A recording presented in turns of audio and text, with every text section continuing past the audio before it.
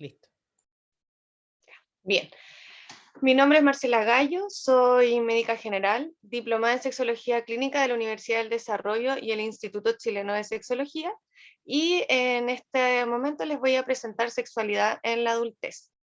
Antes que todo, quiero mencionar que no tengo conflictos de interés con ningún laboratorio o farmacéutica, ya que más adelante les voy a hablar de algunos fármacos, pero solamente con fines educativos.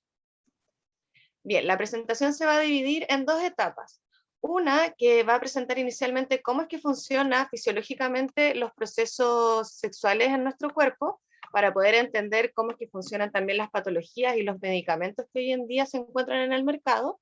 Y en la segunda parte vamos a hablar ya de más contenido clínico y de cuáles son los principales motivos de consulta en la consulta sexológica. Para entender entonces cómo funciona el ejercicio de la función sexual en nuestro organismo, nosotros lo explicamos en dos vías. Una vía que es funcional y otra vía que es la no funcional, a la que le llamamos vía ansiosa. La vía funcional está caracterizada por vasocongestión o vasodilatación generalizada y la vía ansiosa por vasoconstricción. Cada una de ellas es activada por estímulos externos que van a llevar a la producción de moléculas, neurotransmisores o hormonas internas que van a llevar a diferentes procesos. Así, el proceso funcional va a estar facilitado o estimulado, por ejemplo, por expresiones amorosas, caricias, masajes, educación sexual, que es sumamente importante y que de hecho la falta de ella está en la base de todas las disfunciones sexuales. Y estos facilitadores entonces van a llevar a la producción, por ejemplo, de óxido nítrico, que es el gran protagonista de la vasodilatación, de acetilcolina, péptido intestinal vasoactivo, entre otros. Con ello entonces se va a activar la vía funcional y la vasodilatación y va a provocar procesos como la erección del clítoris o la erección del pene, por ejemplo. Ahora, si los estímulos que recibimos son más bien inhibidores, como lo son el miedo, la culpa, la ignorancia, la crueldad, entre otros, nuestro cuerpo va a producir constrictores, como lo son la noradrenalina, la endotelina 1, la angiotensina 2, entre otros, y la vía que se va a activar es la vía ansiosa, produciendo por ende vasoconstricción y llevando, por ejemplo, a sequedad vaginal por falta de lubricación vaginal, que se produce por la transudación de la vasodilatación de los plexos vaginales, o disfunción eréctil, por ejemplo. ¿Cómo es que funciona esta respuesta fisiológica durante el ejercicio de la función sexual? Esto fue ampliamente estudiado por Master y Johnson, que son los padres de la sexología, y ellos lo dividieron en 4 etapas: la excitación, la meseta, el orgasmo y la resolución. Esta varía un poco en las mujeres, ya que pueden haber múltiples picos orgásmicos. Cada una de estas etapas tiene presentaciones fisiológicas y anatómicas específicas. Por ejemplo, la etapa de excitación en el hombre va a llevar a la erección del pene, al inicio de secreciones mucoides, y en la mujer a la tumescencia del clítoris, la lubricación y alargamiento de la vagina. Estas respuestas corporales van a llegar a un pic, llegando a un nivel que se denomina meseta, que es una fase preorgásmica, hasta alcanzar el orgasmo. Durante el orgasmo va a suceder el efecto contrario, donde va a haber constricción de las vesículas, de la próstata, de diferentes glándulas, del útero, por ejemplo, entre otras, y esfínter anal en ambos sexos. Para luego ir a una etapa de resolución, que es donde va a ir involucionando todos estos procesos hasta llegar al periodo de reposo, que en el cuerpo humano es un periodo más bien de vasoconstricción. ¿Cómo es que funciona esta vasodilatación a través del óxido nítrico en nuestro cuerpo? El óxido nítrico se va a ver estimulada su producción en el cuerpo principalmente o inicialmente por un efecto de cizalladura, que es un estímulo mecánico de la fuerza que hace la sangre en las paredes endoteliales. Y además se va a producir acetilcolina y bradicimina en los nervios periféricos, lo que va a llevar a la producción de óxido nítrico sintetasa. La oxionítrico-sintetasa va a llevar a la conversión del aminoácido L-arginina en L-citrulina, y uno de sus procesos y uno de sus desechos, entre comillas, de este proceso va a ser el óxido nítrico. Esta es una molécula que se compone de una molécula de oxígeno y otra de nitrógeno, y va a tener 2 isoformas en nuestro organismo que están en etapas saludables. Una es la neuronal y la endotelial, que ambas participan en el proceso del ejercicio de la función sexual y de la vasodilatación en estado saludable, y la inducible, que en realidad está relacionado con procesos inflamatorios generalizados y está en estados más bien patológicos. ¿Qué es lo que hace el óxido nítrico? El óxido nítrico a nivel celular va a ir a activar la guanilil ciclasa soluble. Ella va a llevar a que el GTP se convierta a GMP cíclico y van a producir proteinquinasa G. La proteinquinasa G, como cualquier proteinquinasa, va a ir mediante procesos de fosforilación a cambiar el ARN celular y en este caso va a enviar un mensaje en que se va a inhibir el calcio intracitosólico. Por otro lado, el péptido intestinal vasoactivo y prostaglandina van a ir a activar la vía del AMP cíclico y van a producir proteinquinasa A, que también mediante fosforilación va a llevar a que la célula disminuya su concentración de calcio intracelular y también de potasio. Ambas vías también van a desensibilizar la membrana a la entrada de calcio. Existe un tercer mecanismo que es el de la roquinasa, que en estado basal va a estar inhibiendo la MLCP o cadena ligera de miosina fosfatasa, lo que va a impedir que active la creación de puentes cruzados de actina-miosina que llevan a la contracción de la célula endotelial. El óxido nítrico y muy probablemente también la proteinquinasa G y la proteinquinasa A van a ir a inhibir esta inhibición y van a permitir que la MLCP inhiba la formación de puentes cruzados de actina-miosina, entonces yendo en vez de a la contracción, a la relajación muscular. Esto entonces va a relajar la célula endotelial y va a permitir, por ejemplo, el llenado de los cuerpos cavernosos para así conllevar a la erección de los pezones, la transudación de los plexos vaginales, la erección del clítoris y el alargamiento y ensanchamiento de la vagina.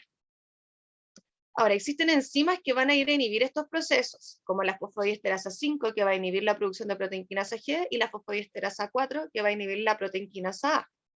¿Por qué es importante que sepamos esto? ¿Ya? Y es de suma importancia en realidad para que entendamos cómo es que funcionan los tratamientos que hoy existen en el mercado, por ejemplo, para el manejo de la disfunción eréctil. Los fármacos como el sildenafil, más conocido como Viagra en su primer medicamento comercializado, aunque hoy en día la patente es libre y existen múltiples laboratorios que venden sildenafil, este medicamento va a ir a inhibir la acción de la fosfodiesterasa 5, permitiendo la producción de la proteinquinasa G, y con ello sería un fármaco provasodilatador. Por otro lado, existen fármacos que se inyectan intracavernoso, donde está la prostaglandina E1, y esta va a ir a activar la vía del AMP cíclico, siendo también un provasodilatador. Bien, por otro lado, la hipófisis va a ir a actuar casi con todas las hormonas que produce y almacena en la sexualidad humana. Sin embargo, para el ejercicio de la función sexual voy a mencionar en este momento solamente la oxitocina, en honor al tiempo.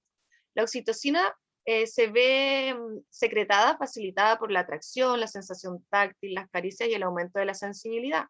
Ya tiene un pic durante las contracciones orgásmicas, y también durante el parto. De hecho, si bien recuerdan, se administra exógenamente durante el parto y va a ser un estimulador de la producción de óxido nítrico sintetasa neuronal. Ahora, es importante saber que la acción de la oxitocina decrece nuestra función cognitiva, ¿ya? Y esto ha sido ampliamente estudiado en neurociencia con el término de enamoramiento, donde durante los inicios de las relaciones que mantenemos con otros seres humanos hay pic de oxitocina y que evitan que podamos ver, por ejemplo, los defectos de nuestra pareja inicialmente o que podamos ver los defectos durante el ejercicio de la función sexual. También existe una acción entre la dopamina y la prolactina. La dopamina es un procreador o productor de óxido nítrico sintetasa neuronal. Está ampliamente relacionado con las emociones y la memoria erótica. Sus receptores D2 están relacionados con el deseo sexual y sus D1 con la vasodilatación y la estimulación de producción de óxido nítrico sintetasa neuronal. Tiene un feedback negativo con la prolactina, o sea que disminuye su producción cuando hay mayores pics de prolactina. En el orgasmo vamos a tener justo post-orgasmo pic de prolactina, y en el fondo esta va a ser la hormona que nos va a ayudar a volver al periodo refractario y a llegar a la involución.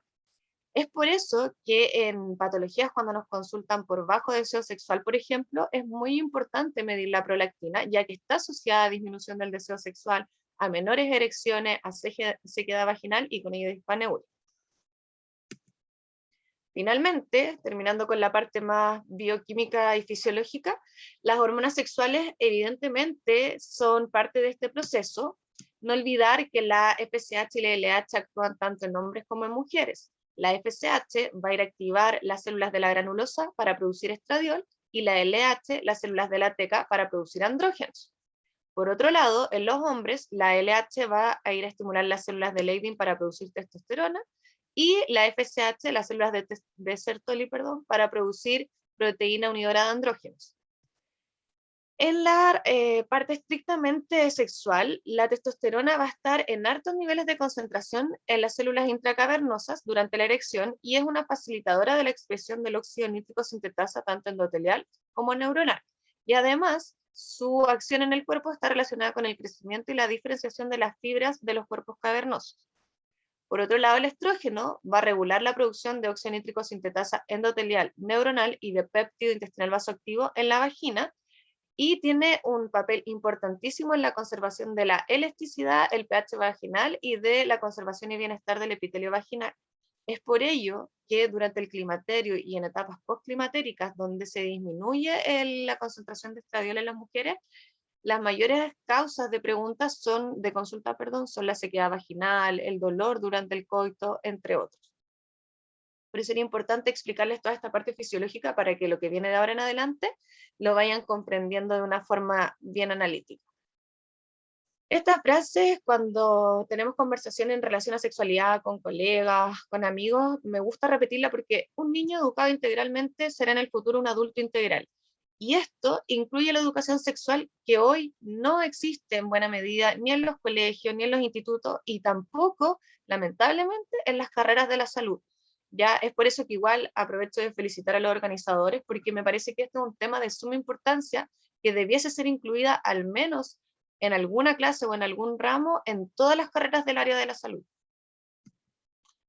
¿Qué es normal para nosotros en sexología? La verdad es que la palabra normal no se utiliza. ¿Y por qué no se utiliza? Lo que se define como normal en las sociedades o en ciertas culturas está definido por quienes ejercen el poder. Ellos determinan qué es lo normal, qué es lo anormal, qué es lo bueno, qué es lo malo. Y esto se define por 7 variables, donde están las variables estadísticas, religiosas, morales, legales, filogenéticas, los conceptos filosóficos y las actitudes sociales dominantes. Es por ello que a lo largo de la historia han existido diversas conductas sexuales que han sido socialmente aceptadas. Sin ir más lejos, durante el Imperio Romano y sus múltiples emperadores, habían conductas sexuales que hoy en día serían muy cuestionadas, pero que para la fecha y para la época eran muy comunes y aceptadas. Por ejemplo, Calígula es bien conocido por una película que hay de Calígula donde se muestran orgías, conductas homosexuales, incluso conductas zoofílicas, aunque estas sí en cierta medida eran cuestionadas, y eran frecuentes, especialmente en las altas castas. Por otro lado, Elio Gábalo, que era otro emperador romano, sería el primer abiertamente transgénero de la historia, y era un emperador romano, y el Senado lo sabía y lo aceptaba. Él se casó con otro hombre, aquí tenemos una conducta homosexual, pero además le pidió a su familia y al Senado que él fuera tratado como la esposa, con un género femenino. Por otro lado, él además consultó a múltiples médicos para que se hiciera un cambio de sexo, pero esto se le fue denegado. Por ello, aquí vamos también a ir aprendiendo conceptos. Él era un transgénero y no un transexual, porque nunca tuvo el cambio de sexo, pero sí se definía con un género femenino. Ahora, él también fue moviéndose en varias orientaciones, identidades y género, porque también hubo etapas de la historia en que se mencionó como un bisexual y otras etapas donde era un frecuente visitante de los prostíbulos de la zona. Y esto, como les digo, era sabido por todo el mundo y si bien algunas conductas eran cuestionadas, otras eran vistas como muy normales.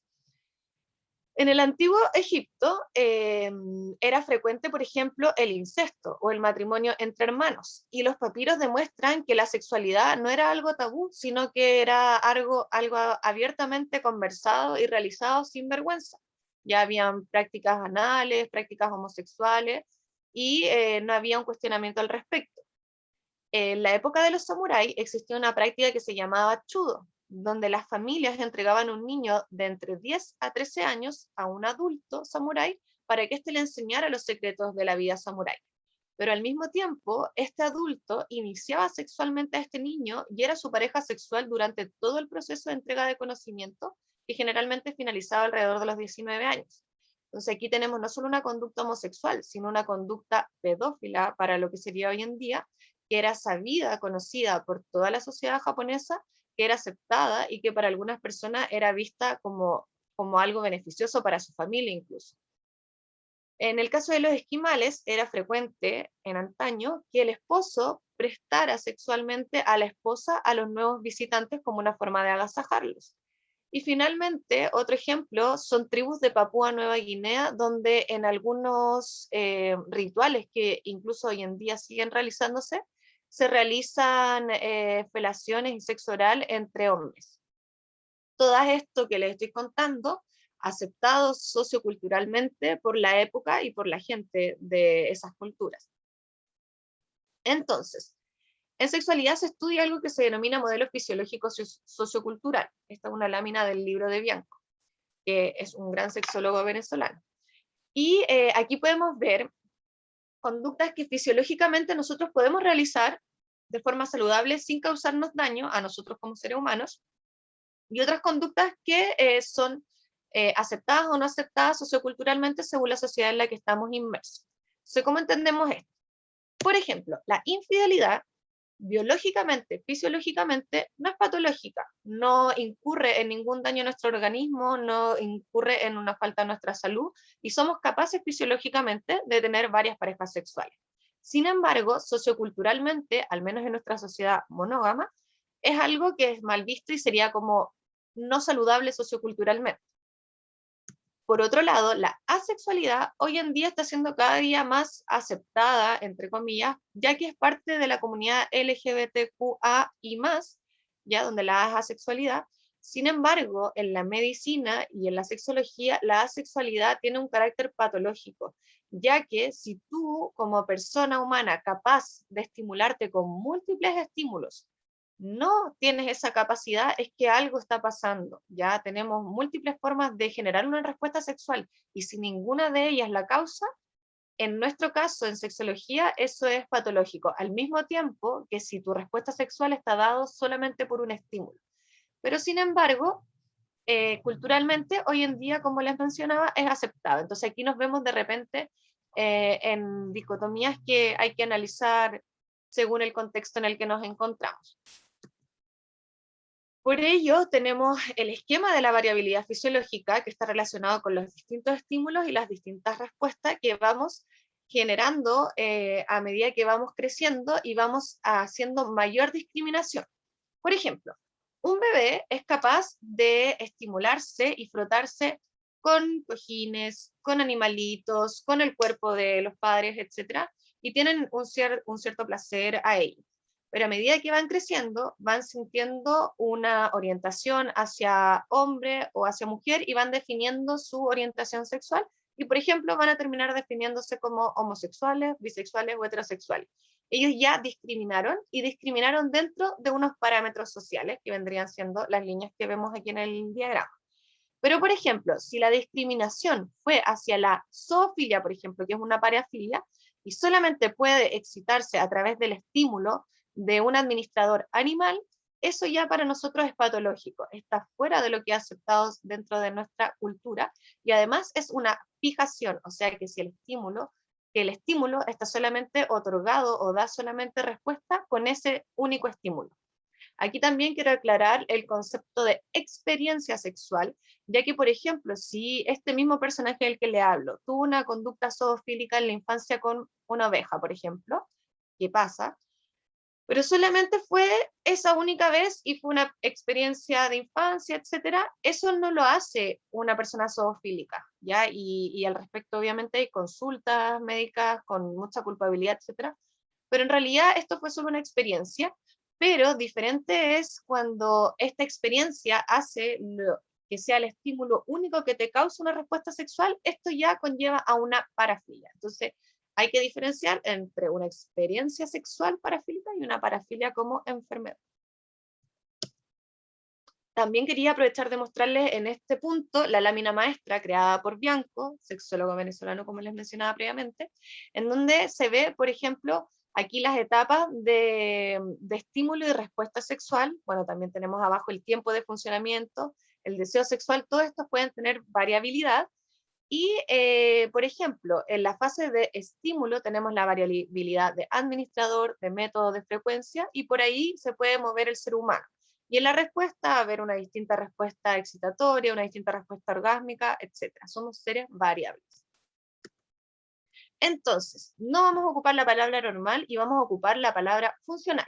Y serán conductas sexuales funcionales aquellas que sean capaces de garantizarle al individuo un mejor desenvolvimiento en su entorno y un estado emocional con menos angustia, preocupaciones y estrés, es decir, aquellas que sean más saludables.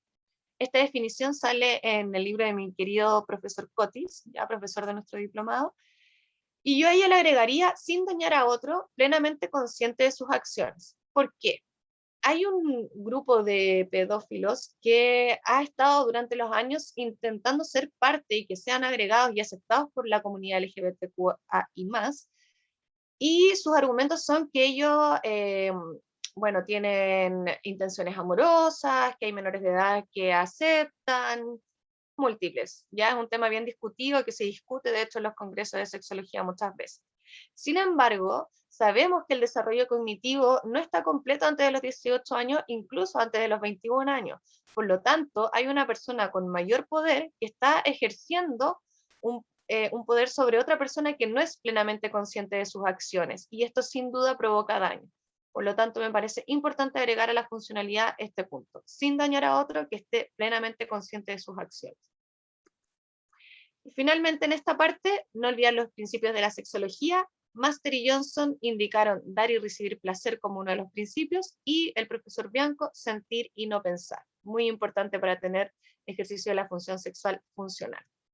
Entonces, solamente voy a mostrar 2 diapos de menopausia y climaterio. Ahora empieza la parte más clínica, ya que entiendo que hay una presentación específicamente de este tema. El climaterio entonces es un síndrome, o sea, un conjunto de síntomas y signos, que precede y acompaña la involución estrogénica, y en la menopausia es el proceso, es cuando este proceso ya ha cumplido más de 10 años. Entonces, solo me voy a detener en esta parte. En el mismo modelo de Master y Johnson, podemos ver que hay cambios con retraso en los tiempos de funcionalidad durante todos los procesos. Por ejemplo, en el proceso de excitación, si una mujer preclimatérica demoraba 10 a 30 segundos en lubricarse, una mujer postclimatérica puede demorar hasta 3 minutos en ello. El periodo de meseta es más extenso, por lo tanto llegar al orgasmo es más difícil. Y una vez alcanzado el orgasmo, en las mujeres preclimatéricas, pueden haber hasta 10 contracciones vaginales, y en las postclimatéricas estas van involucionando hasta llegar a ser 5 o menos, y además puede estar asociada a incontinencia urinaria. Y finalmente el periodo de resolución es mayor a 1 hora e incluso puede durar días. Estos cambios son menos drásticos en mujeres con conductas sexuales masturbatorias. Bien, las disfunciones sexuales por las que mayormente nos consulta, y van a ser las 5 de las que les voy a hablar, son la disfunción eréctil, la eyaculación precoz, el vaginismo, el deseo sexual hipoactivo y la anorgasmia femenina. La disfunción eréctil es la incapacidad recurrente para conseguir o mantener una erección que permita el ejercicio de la función sexual, que provoca malestar al paciente o en sus relaciones interpersonales. 1 de cada 3 diabéticos tiene disfunción eréctil, y esto puede alcanzar hasta un 60% cuando la diabetes ha tenido una evolución de más de 15 años. Y también puede alcanzar un 60% en los hipertensos y en los cardiópatas coronarios. En los mayores de 50 años está asociada en general a patologías crónicas, y en los menores a causas psicógenas. Como médicos, ¿qué debemos evaluar? En los antecedentes, siempre preguntar el antecedente de tabaquismo, que causa problemas vasculares, consumo de alcohol, que causa disminución de la testosterona, consumo de drogas, por ejemplo, cocaína, que muchos le dirán que tiene riesgo, por ejemplo, de producir priapismo la cocaína, que aumenta el deseo sexual, pero claro, porque hay desinhibición y están sintiendo y no pensando, como dice al principio. Sin embargo, a largo plazo causa disfunción eréctil, incluso en un 60% de los consumidores de cocaína. Y el antecedente de cirugía de próstata es muy importante, ya que durante la prostatectomía se puede barrer con los nervios periféricos relacionados a la erección. En la anamnesis hay que preguntar si esta disfunción es primaria, o sea que ha estado presente durante toda la vida, o secundaria, que empezó a iniciarse frecuentemente. si es situacional, o sea que se causa solo en algunas situaciones, o generalizada, en los intentos de ejercicio de función sexual, tiene disfunción eréctil. Siempre hay que preguntar cómo está la respuesta masturbatoria, que en casos en que la etiología no es orgánica debiese estar conservada. Sin embargo, a través de un proceso de autoevaluación constante puede haber activación de la vía ansiosa durante la masturbación y con ello también presentar disfunción eréctil durante ella. Si el paciente presenta erecciones nocturnas o matutinas, podemos descartar inmediatamente las causas orgánicas. Y siempre hay que preguntar cómo está la relación de pareja. En cuanto al examen físico, hay que verificar los caracteres sexuales secundarios, especialmente si tenemos signos de hipogonadismo, lo cual nos va a indicar, sospechar que hay baja testosterona circulante, los pulsos distales para verificar cómo está la vasculatura, la forma y curvatura del pene, ya que hay patologías que llevan a la retracción involuntaria del pene, el tamaño prostático, aunque en realidad, como les decía, hay más disfunción eréctil en relación a la cirugía prostática, pero siempre hay que preguntarlo. Y cómo está el reflejo bulbo cavernoso y anal digital, que nos ve la indemnidad de la parte neurológica. Alrededor del 25 al 50% de los factores condicionantes de la duración de la vida están genéticamente determinados, mientras que el otro 70-75% guardan estrecha relación con los hábitos de vida. ¿Y por qué les digo esto? En relación a la disfunción eréctil en sí, el síndrome metabólico es nuestro gran enemigo y lamentablemente muy frecuente en nuestra población. Per se, el síndrome metabólico va a tener un déficit de óxido nítrico, pero además, por ejemplo, el exceso de células adiposas va a provocar un aumento de leptina circulante y la leptina ejerce un feedback negativo con la testosterona, por lo tanto, a mayor leptina, menor testosterona. Por otro lado, va a haber un aumento de la norepinefrina y la angiotensina 2 circulante, lo cual va a activar también la vía ansiosa. Aquí la idea es que vayan analizando con lo que les fui comentando durante las primeras diapos para que se entienda por qué no hay vasodilatación y va a ir hacia la vía ansiosa donde va a haber vasoconstricción y por lo tanto va a llevar a la disfunción eréctil. Y un cuarto concepto que sucede durante el síndrome metabólico es la rigidez vascular y la viscosidad sanguínea. Por lo tanto, tenemos 4 predisponentes de las vías vasoconstrictoras, con el consecuente riesgo de padecer de disfunción eréctil desde que tenemos síndrome metabólico y durante todas sus enfermedades consecuentes, como hipertensión, diabetes, dislipidemia, etc. Durante el estudio de disfunción eréctil es importante entonces pedir glicemia en ayuna o hemoglobina glicosilada, perfil lipídico, por lo mismo estudiar la aparición o el estado de síndrome metabólico, la testosterona libre, la prolactina, que también, recuerden que les expliqué previamente, que tiene un feedback negativo con la dopamina, disminución del deseo, disminución de la producción de óxido nítrico sintetasa, y la albúmina sérica, ya que la testosterona libre se transporta a través de membrana y en estados de desnutrición o anorexia también va a haber disminución de. ¿Cuál es la terapia para la disfunción eréctil? En todas las disfunciones sexuales, si la terapia se puede hacer en pareja, hay que hacerla en pareja. Siempre hay que tratar la causa originaria, y en disfunción eréctil esto es súper importante porque llegan muchos pacientes pidiéndonos la receta de sildenafil y ya, con mucha vergüenza hablar del tema, consultan mucho médico general solo para pedir la receta. Sin embargo, si tiene una hemoglobina glicosilada de 12, unos triglicéridos de 1000, una hipertensión en las nubes, en realidad puede tomar mucho sildenafil y es poco probable que este funcione. ¿Ya? Además, el sildenafil o cualquiera de los inhibidores de fosfodiesterasa 5 necesitan de un buen nivel de deseo y un buen estímulo. No es que la persona se lo tome e inmediatamente vaya a tener una tremenda erección. No, no funciona así. Y es importante que ustedes como médicos lo sepan, porque les van a llegar a pedir la receta. A mí me tocó como médico general y fue por este tipo de cosas que empecé a interiorizarme en la sexología. Además, existen fármacos intracavernosos como la prostaglandina E1, que como les expliqué previamente, va a ir a activar la vía del AMP cíclico, supositorios intrauretrales, bombas de vacío y cirugías como las instalaciones de prótesis. Siempre todas las terapias van acompañadas de una dupla psicológica y de terapia sexual. Los inhibidores de la fosfodiesterasa 5 requieren, como les decía previamente, una estimulación y un buen nivel de deseo para que inicien su acción. Y están contraindicadas absolutamente en insuficiencia hepática grave, hipotensión arterial, antecedentes de accidente cerebrovascular o infarto agudo al miocardio, uso de nitratos, dadores de óxido nítrico, disminución primaria del deseo y trastornos hereditarios degenerativos de la retina. La única contraindicación parcial que puse aquí es el uso de bloqueadores alfa-adrenérgicos, que es un medicamento que se utiliza para la hiperplasia prostática benigna, que recetan mucho los urólogos, y aquí hay que ir observando cómo va respondiendo a la respuesta de estos medicamentos.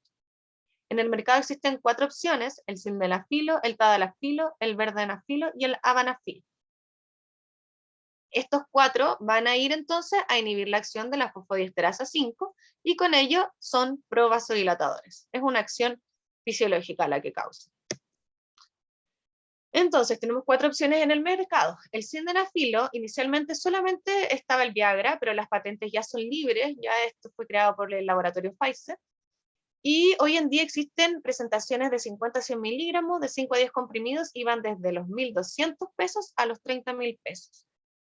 Otra opción es el tadalafilo, que tiene múltiples presentaciones, 1, 2, 4, 14, 28, 30 comprimidos de 5 a 20 miligramos, y los precios van desde 12.000 hasta 97.000 pesos. Estos son los 2 disponibles en nuestro país. ¿Y por qué les puse los precios? Es súper importante que ustedes, cuando sean médicos, o si es que ya hay médicos acá, piensen en el bolsillo de los pacientes. Porque si el paciente no tiene la capacidad adquisitiva para comprar el medicamento que ustedes les están indicando, van a tener fracaso terapéutico.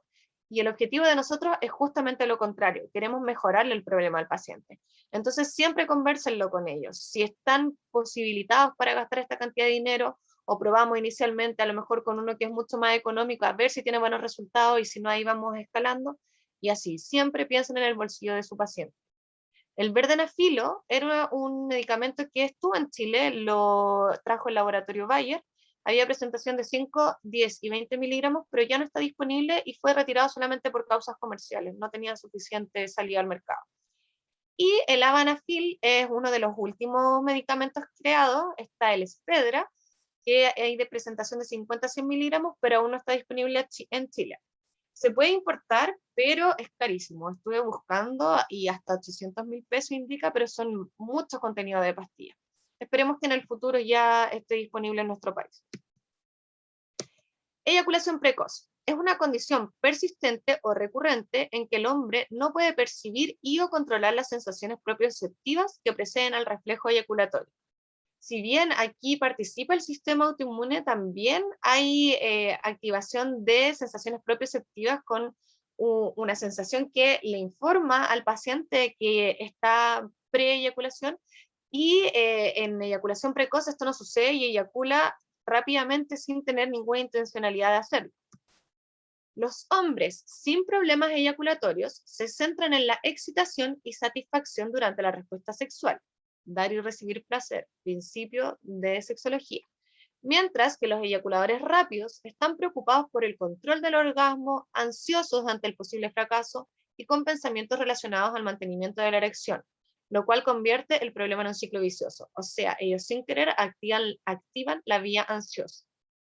Pero existen otros casos en que el paciente se autodefine como eyaculador precoz teniendo un tiempo de funcionamiento adecuado, por lo que en estos casos el problema no es de eyaculación, sino de expectativas. Y aquí incide en gran medida las películas, el cine, la pornografía, en que muestran mucho periodo de funcionamiento del ejercicio de la función sexual, unos orgasmos exorbitantes, etc. Y en realidad es un problema de falta de educación y de expectativas. Es la primera causa de consulta sexual. En España ya le ganó a la disfunción eréctil. Se cree que el 30% de la población aproximadamente es eyaculador precoz y que de ellos consultan solo un 25%. Está clasificado en 3 ítems de gravedad, donde la más grave es la eyaculación anteporta, o sea que incluso antes de la penetración ya ha eyaculado. Menos del 5% de las causas son no psicógenas, que pueden ser fármacos, efectos neurológicos y infecciones urológicas. Pero el mayor predisponente de eyaculación precoz en nuestra sociedad es la conducta condicionada por masturbación rápida. Esto para evitar que, por ejemplo, los padres o los pares los pillen masturbándose. Esto genera que el paciente se acostumbre a terminar o eyacular rápidamente durante la masturbación, y luego cuando empieza a tener parejas sexuales ya tiene una conducta condicionada que se puede sanar con terapia, obviamente, pero hay que manejarlo, hay que reacondicionar nuestro cerebro. La terapia, nuevamente, si es posible en pareja, si hay causas orgánicas, tratarlas. Se utilizan los antidepresivos tricíclicos y los IRS para disminuir la respuesta ansiosa, y también hay estudios con buenas respuestas al uso de tramadol, inhibidores de la fosfodiesterasa 5, anestésicos locales. Siempre, siempre, siempre, dupla psicológica y terapia sexual, y además existen grupos de terapia grupal de eyaculadores precoces, lo cual tiene buena respuesta, ya que el hecho de sentir empatía y que no eres el único con esta problemática ayuda mucho a la mejoría de los síntomas.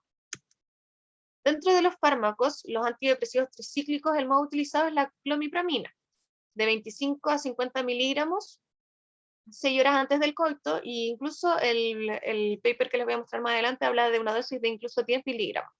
Esta retrasaría de 6 a 8 minutos la eyaculación, y otros trabajos dicen que 1 a 2 minutos. Tiene efectos colaterales que son la boca seca, cólicos y hipotensión ortostática, y una de sus desventajas es el valor, ya que cuesta entre 20.000 y 50.000 pesos la caja de 30 comprimidos. El beneficio es que se toma 6 horas antes del coito. Por otro lado, la paroxetina de 20 a 40 miligramos es otro tratamiento más ampliamente usado, pero se toma diariamente, ¿ya? Y el efecto está dado post 2 semanas de uso continuo de al menos 20 miligramos.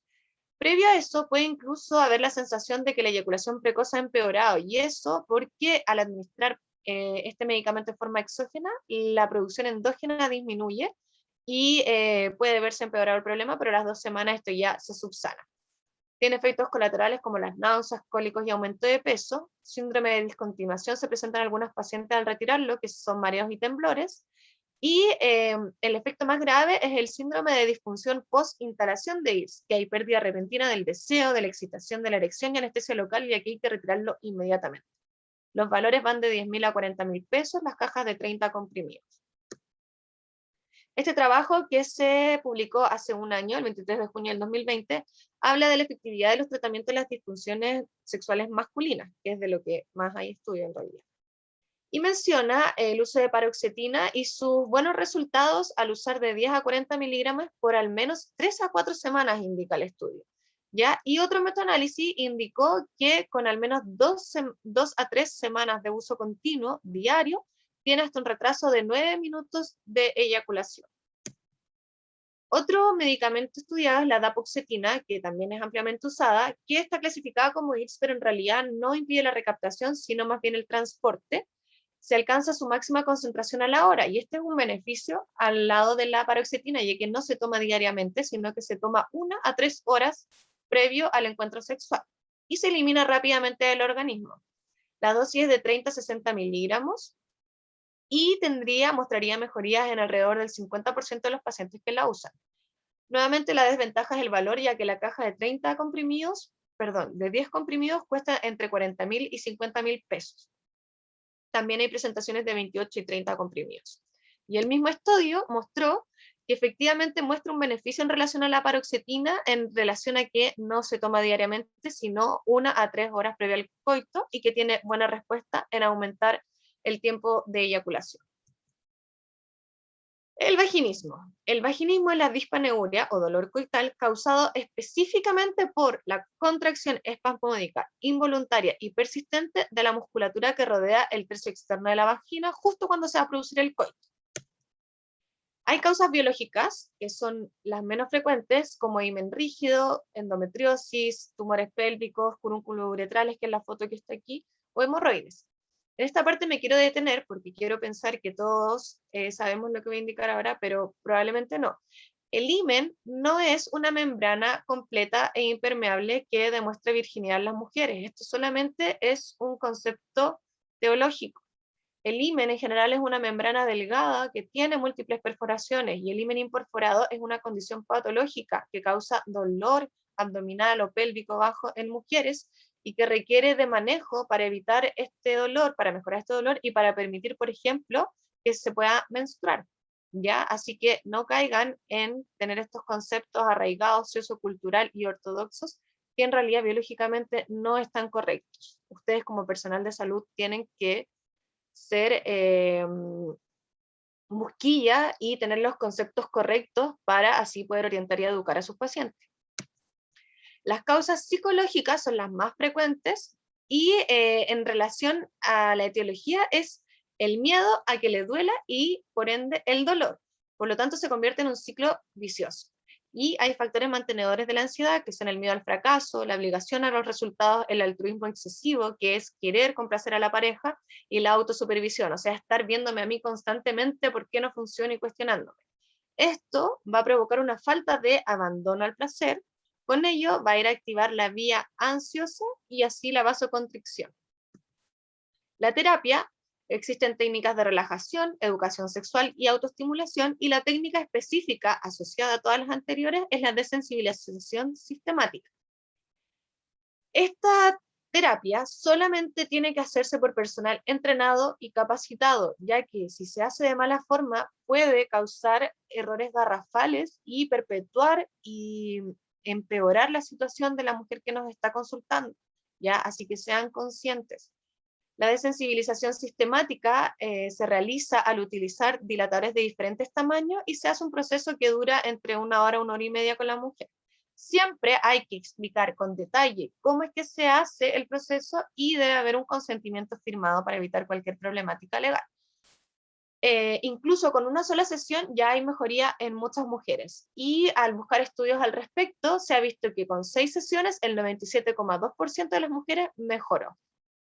Así que tiene muy buenísima respuesta cuando está hecha profesionalmente por personal capacitado. El deseo sexual hipoactivo es la ausencia o disminución de pensamientos o fantasías sexuales y de interés en iniciar un encuentro sexual, en presencia de adecuados inductores externos del deseo. En el hombre, alrededor del 5 al 10% lo padece, y este aumenta con la edad. Es frecuentemente asociado con las disfunciones sexuales, donde hay evitación del ejercicio de la función sexual por el miedo al fracaso, y puede estar causado por fármacos, trastornos del ánimo, enfermedades sistémicas, estrés, alteraciones hormonales, entre otros. En la mujer, este problema es mucho más severo y es la primera causa de consulta. Puede llegar a una prevalencia del 50% según el estudio, y al 88% de las mujeres diabéticas. Del total de mujeres que lo padecen, solo consultarían el 20%. Y las causas también son variadas: fármacos, enfermedades sistémicas, estrés, alteraciones hormonales, etapa climaterio, menopausia, trastornos del ánimo, problemas de pareja, entre otros. En este punto es sumamente importante mencionar que esto causa mucha disputa marital, incluso pudiendo llegar lamentablemente a BIF, violencia intrafamiliar, lo cual provoca aversión sexual, que es otra disfunción sexual sobreagregada al problema basal y que es de mucho más difícil manejo. Las causas psicosociales, que son las más frecuentes, son la falta de comunicación, la falta de educación sexual, los paradigmas socioculturales religiosos, la rutina de pareja, la evitación por relaciones sexuales insatisfactorias, entre otras. Bien, a lo largo de la historia se ha intentado encontrar la píldora mágica que aumente el deseo sexual en las mujeres, pero lamento decirles que esto no es tan fácil, ya que la etiología del deseo sexual en las mujeres no tiene que ver tanto con un efecto que se vaya a activar con un botón, sino que tiene que ver mucho con estímulos externos y con cómo esté el estado basal psicológico de la persona, cómo está la relación de pareja. En ese sentido somos mucho más emocionales que los hombres. Sí se utilizan fármacos como la mirtazapina, el bupropión y el alprazolam, pero para manejo de la ansiedad y de las patologías psicológicas que pueden estar estando presentes.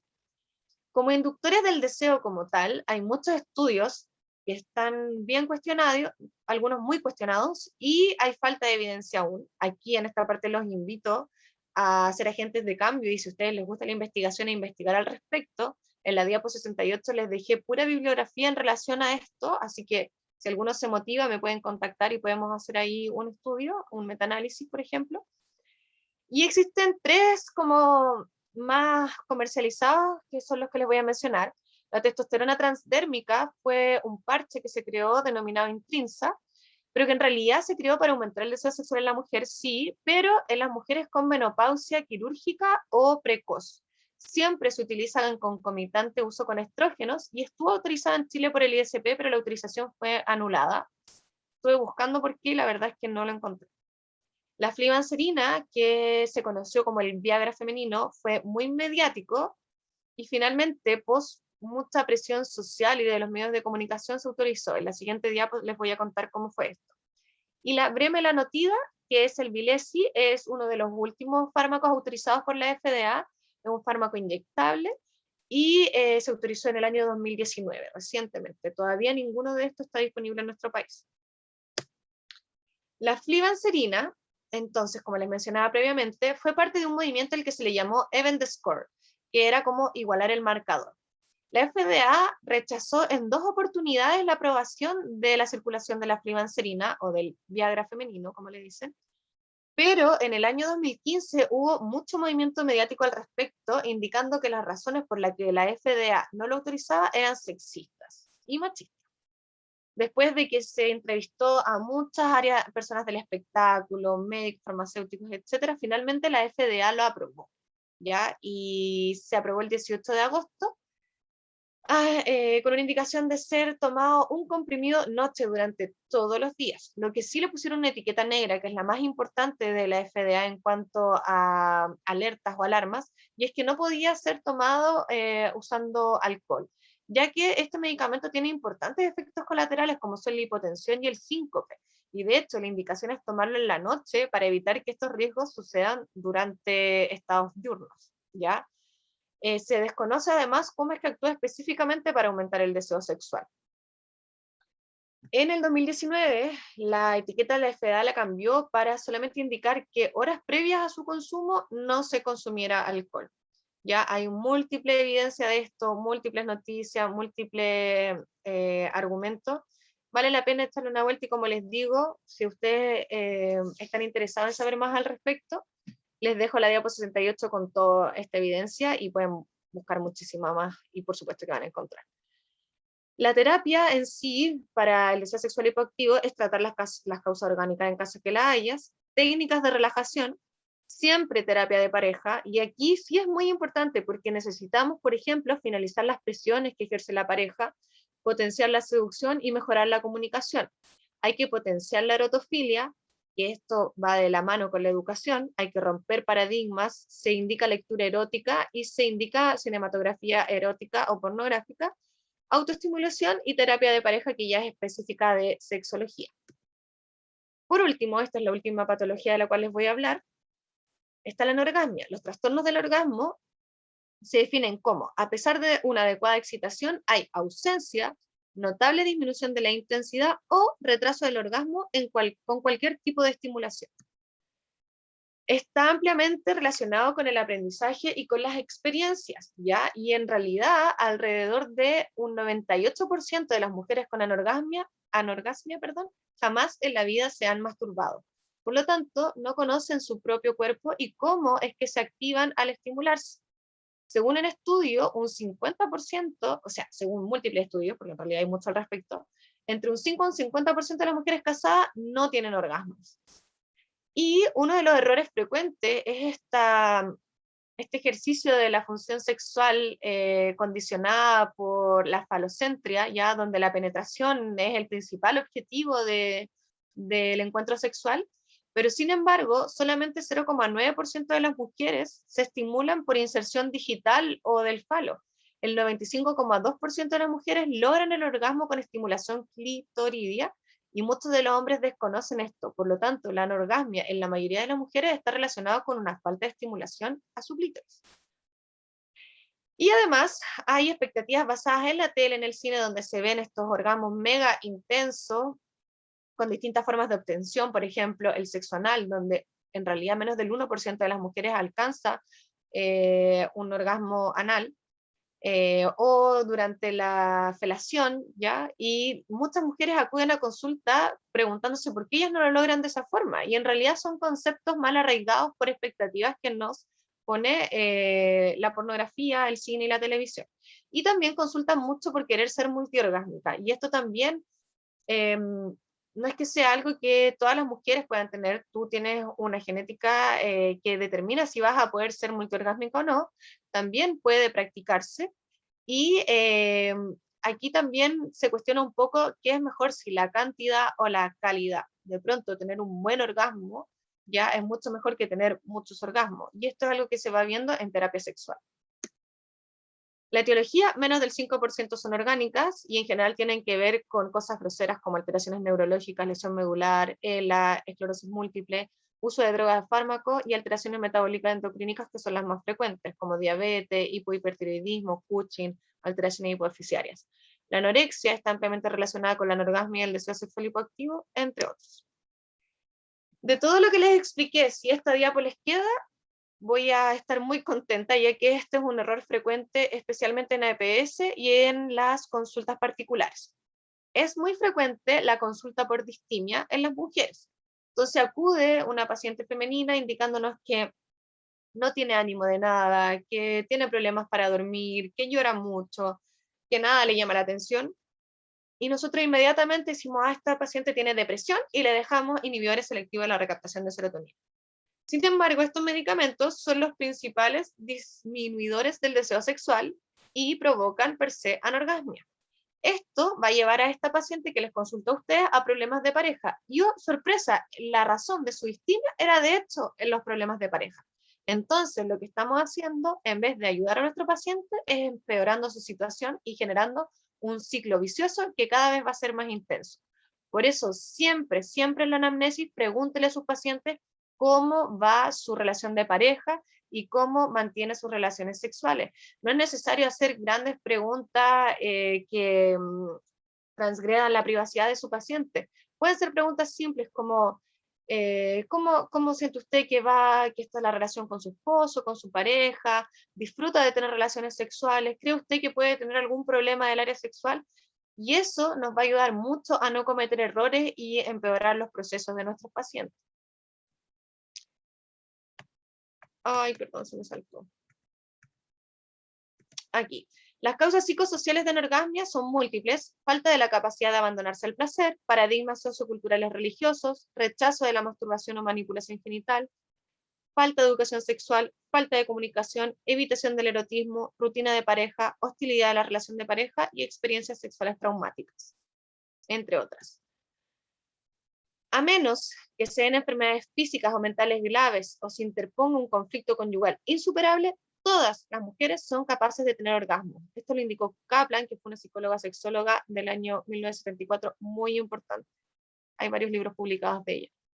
La terapia sexual para la anorgasmia se basa en técnicas de relajación, potenciación de erotofilia, autoestimulación.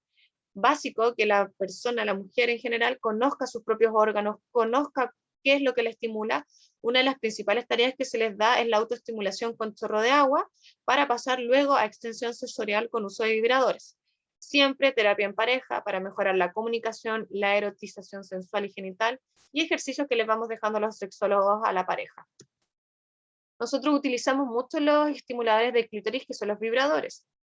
Aquí pueden ver el Satisfyer, que es como el más conocido, el Penguin Satisfyer, que son buenos, sí, son succionadores, pero son más útiles de pronto y tienen mejor evidencia los vibradores como tales, que son el que se ve en la fotito al medio, que hay muchas opciones, están los anillos vibradores, las balas vibradoras, este que se activa con el celular. En el mercado hoy en día hay de todo. Y esos han mostrado muy buena respuesta de las mujeres, que al sentir las vibraciones estimulan el clítoris y generalmente llegan al orgasmo. Otras cosas que utilizamos son el gel de L-arginina, que la evidencia es discutible. Algunos estudios dicen que sí funciona, otros que no. También los invito a investigar al respecto, ya que se indica que al componer L-arginina y que este se absorba por las células de la vagina, irían a estimular la producción de óxido nítrico sintetasa. Hay que verlo. Los fármacos, como le digo, son casi los mismos que les presenté en el deseo sexual hipoactivo y no tienen una evidencia sustancial. Eso.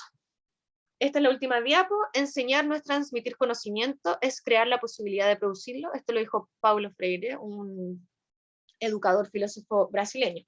¿Y por qué pongo esta última frase para cerrar la presentación? Si bien mi intención es transmitir conocimiento, y es mucho de lo que hago en los live y lo que publico en mi Instagram, me interesa en sí despertar en ustedes la curiosidad y la intencionalidad de seguir investigando al respecto. Ojalá que hagan trabajos de investigación, y si no les gusta la investigación, que al menos tengan los conceptos básicos para educar a sus pacientes y para mejorar la sexualidad de todas las personas, y para mejorar la educación sexual de toda la sociedad, en especial de las carreras del área de la salud. Así que los invito a investigar y a seguir andando en el conocimiento de la sexualidad para mejorar la sexualidad de todos nuestros pacientes y de toda la población. Eso, muchas gracias. Aquí les dejo bibliografía. Aquí está lo que les mencionaba de la bibliografía en relación a los fármacos que aumentan el deseo sexual femenino. Muchas gracias. Les dejo también mi correo para cualquier consulta y mi Instagram, los invito a seguirme donde subo mucha información, Marcela Sexóloga, y el de INCHISEX, que es el Instituto Chileno de Sexología al que pertenezco. Gracias.